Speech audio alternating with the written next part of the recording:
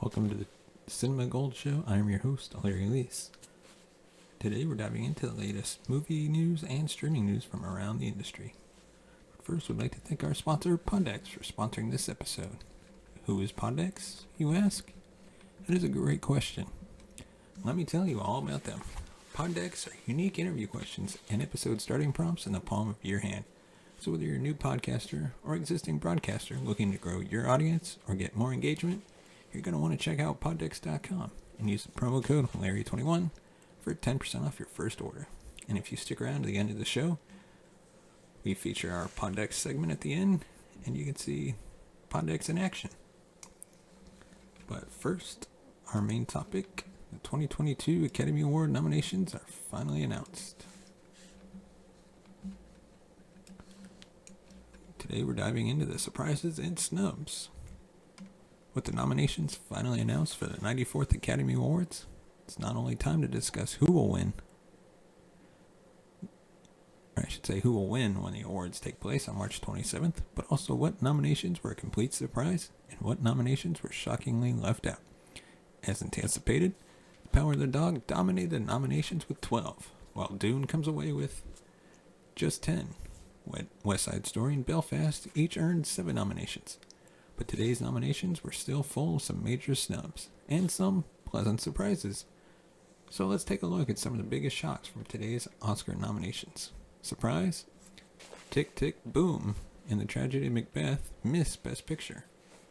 Drive My Car and Nightmare Alley make the cut. Arguably the biggest snub in the Best Picture category comes from Lin-Manuel Miranda's directorial debut, Tick, Tick, Boom, which only earned 2 nominations in film editing and a Best Actor nomination for Andrew Garfield. Beyond The Power of the Dog and Don't Look Up, Miranda's film felt like one of Netflix's biggest competitors for Best Picture. Less certain was Joel Coen's The Tragedy of Macbeth, which seemed like it might have had an outside shot in Oscar's biggest category. Macbeth earned 3 nominations for cinematography, production design, and actor in a leading role for Denzel Washington, but this Shakespeare adaptation couldn't quite make it to the Best Picture. However, the category did include just 2 surprises. Drive My Car still seemed like a dark horse in this category, despite winning Best Picture from multiple award groups. But the gorgeous and quiet film couldn't be ignored in this conversation of the year's best films. But arguably, the biggest surprise was Nightmare Alley, Guillermo del Toro's first film since his Oscar-winning The Shape of Water, earning a Best Picture nomination. Nightmare Alley earned 4 nominations overall, but after an okay reception, just didn't seem like Nightmare Alley would be called one of the 10 best films of 2021. Surprise? The Academy loves Belfast, just not as much as expected. While Belfast tied for the 3rd most awarded film this morning, earning 7 nominations in categories like Best Picture, Best Director, Best Supporting Actor and Actress, and Original Screenplay, it's surprising it didn't receive more nominations. Judi Dench ended up edging her out in the category, while, oh man, I'm bad with names. Ciarán Hinds was expected to earn a Best Supporting Actor nomination and did. There's also the possibility that Jamie Dornan would also receive a nomination in the category. And considering that the Academy loves black and white films and that Belfast has been nominated by several critic groups for its cinematography, the absence in the cinematography category felt like a bit of a surprise. Sure, Belfast received a ton of nominations, but it kind of shocked that it didn't get even more nominations. Snub, Denis Villeneuve, Dune for Best Director.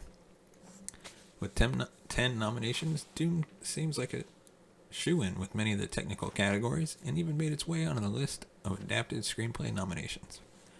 But despite being the 2nd most nominated film at the 2022 Academy Awards, one of the most expected nominations never came, as Denis Villeneuve was snubbed for directing. He was previously nominated in 2017 for directing Arrival, a great sci-fi film that you should watch if you haven't seen it. And while he received 2 nominations for co-writing Dune's screenplay and for producing the film, he seemed like an obvious choice in the directing category. Instead, the Academy went for smaller films like Belfast, Drive My Car, Licorice Pizza, The Power of the Dog, and gave Steven Spielberg another nomination, making his the first person to receive Best Director nominations in 6 different categories.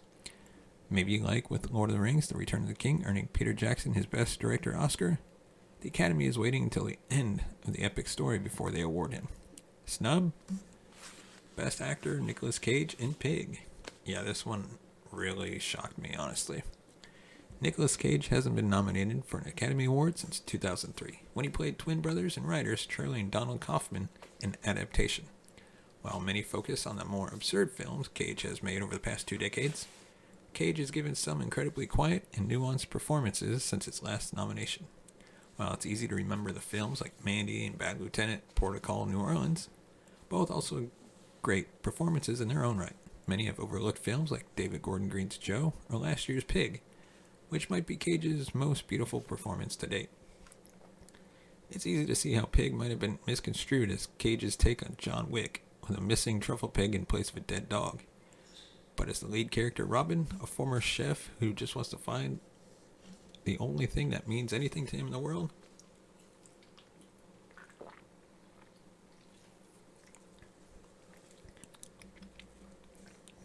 Cage gives possibly the best performance of 2021.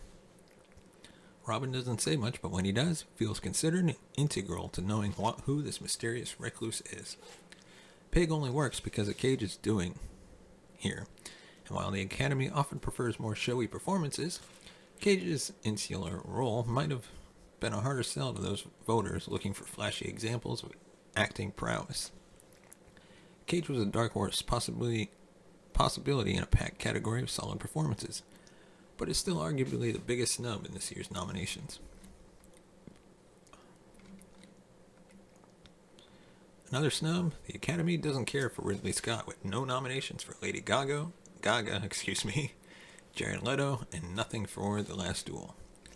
Despite putting out both The Last Duel and House of Gucci, both of which seemed like real Oscar contenders before the release, the Oscars only threw one nomination Ridley Scott's way for House of Gucci's makeup and hairstyling. House of Gucci's last lack of nominations was a huge shock, with Lady Gaga not getting an expected nomination for Best Actress, and Jared Leto missing the opportunity to be one of the few actors to get nominated for a Razzie and an Oscar in the same year for his portrayal in the House of Gucci. But leaving House of Gucci out of the costume design category also seems especially odd. And another surprise, international feature nominees in major categories. In the past few years, the Academy has been far more open to nominating international films in more than just the Best International Feature Film category. Last year, Thomas Vinterberg was nominated in Best Director for Another Round Cold War, was nominated in Best Director, Best Cinematography categories, and of course Parasite dominated the awards in 2020. But thankfully, this trend continues this year with 2 of the best international films.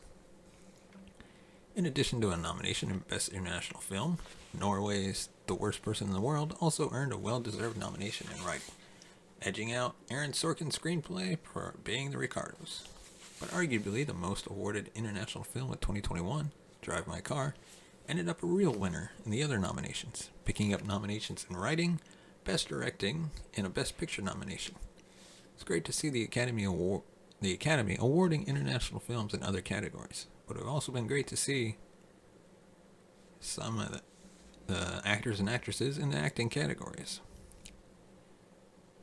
And when it comes to Best Film Editing for a snub, Summer of Soul. Considering that documentaries are largely put together in the editing room, it's shocking how rarely documentaries ever appear in this category. The only documentary to get nominated in this category was 1994's Hoop Dreams from Steve James. And it's ridiculous that some of the most well-edited films of the year are rarely in consideration. As with most years, the Best Film Editing nominees is comprised of 5 narrative features, but Questlove's Summer of Soul documentary certainly deserves placement on this list, considering how much the first-time filmmaker is attempting to do all at once.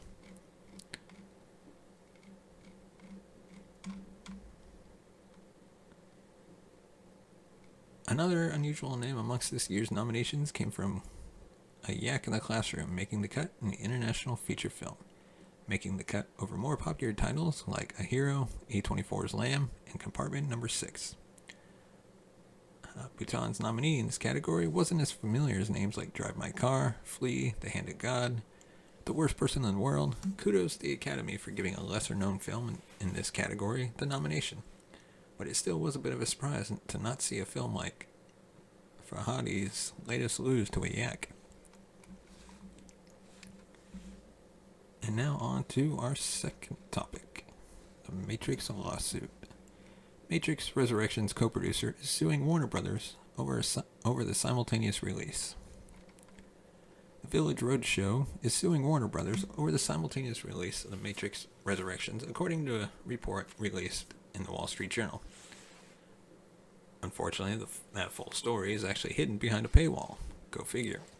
The primary complaint of the lawsuit relates to Warner Media chief Jason Killer's Project Popcorn, a pandemic-era initiative that offered all of Warner Brothers' 2021 theatrical releases simultaneously on HBO Max for the first 31 days of theatrical release.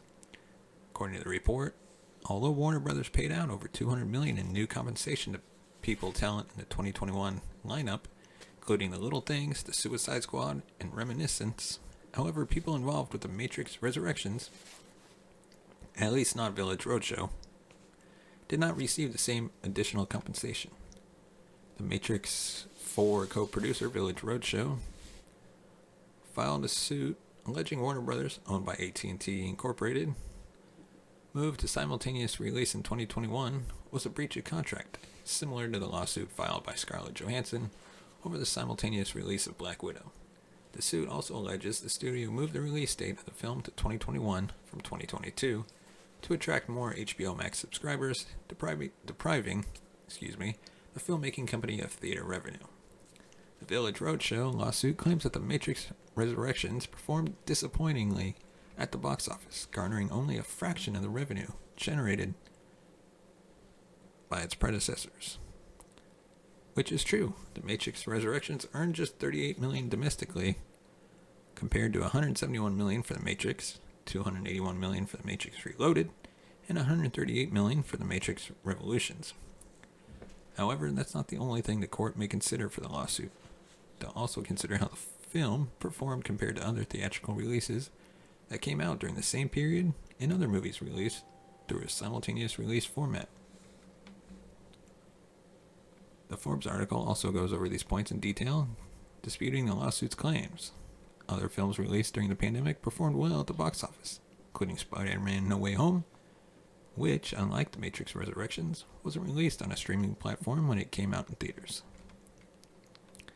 Some things shouldn't be about profit, but public safety and access.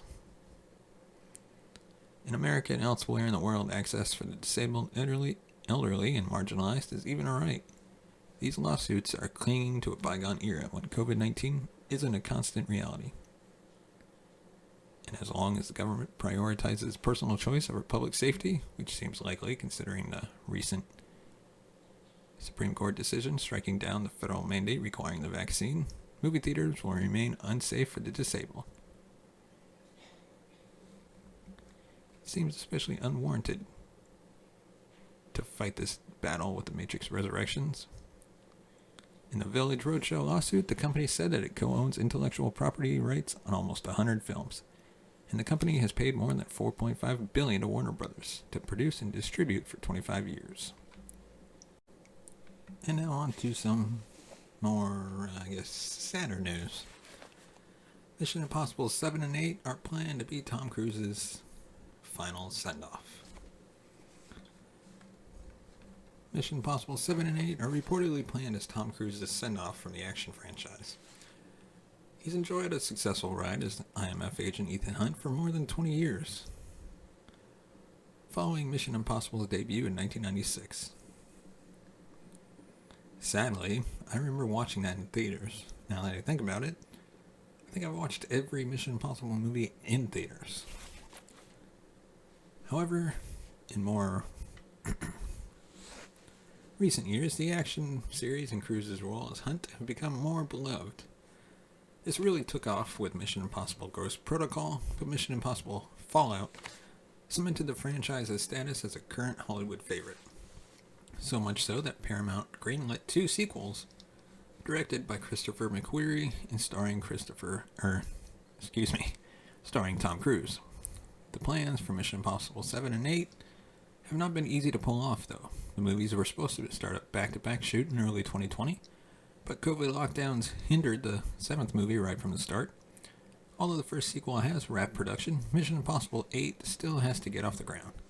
This has forced Paramount to repeatedly delay the movies initially set for 2021 and 2022 release dates, and will now arrive in 2023 and 2024. It now seems like these movies will be the last time Tom Cruise plays Ethan Hunt. According to a report from Variety, the plan for the 2 films is for them to serve as Cruise's send-off from the franchise. The report notes that the films are eyed as a culmination of the franchise and Ethan Hunt's individual journey in it. Plot details on the 2 films are still heavily guarded, so it's unclear what threat Ethan Hunt will go up against in his potential final outing. However, the films wrapping up his story are not confirmed by Cruise, Paramount, or McQuarrie at this point. Tom Cruise hanging up Ethan Hunt's spy gear after Mission Impossible 7 and 8 will only come after he surely delivers 2 more thrilling action blockbusters. If Mission Impossible 7 and 8 are the final appearances of Tom Cruise as Ethan Hunt, it will mark the end of an incredible journey. Due to the delayed release dates, he will have played the IMF spy for nearly 30 years. When everything is said and done, that's quite a miraculous ride that easily puts other long-time cinematic journeys like Hugh Jackman as Wolverine or Robert Downey Jr. as Iron Man to shame. While it might not be too surprising either, considering Cruise's age, it will certainly be an emotional experience in 2024, no matter how Ethan Hunt's story concludes. And now, for our very end, it is what we consider the Poddex segment. You can check out poddex.com and use the promo code Larry21 for 10% off your purchase. Today's question is, would you rather have all your teeth fall out at once or all your hair? I'm going to go with hair. You can't really eat if you don't have your teeth. And then your hair, you just go bald. Like, plenty of people have taken up being bald, so not really much of a question, I guess. Next one's going to be, would you rather humble yourself and become a janitor or a dishwasher? That's tough. That's actually a tough question. I'm going to go with that's tough. I'm going to go with janitor because I think partly you work on your own schedule somewhat. But yeah, I'm going to go with janitor. But hey, I got to give a shout out to Ken the Content Coach on Instagram for showing me how to put the Poddex app on the screen so y'all can see it. That helped a lot. So check him out today on Instagram at Ken the Content Coach. Believe that's his thing. I'll link his Instagram in the description. Thanks for watching. We'll see you next time.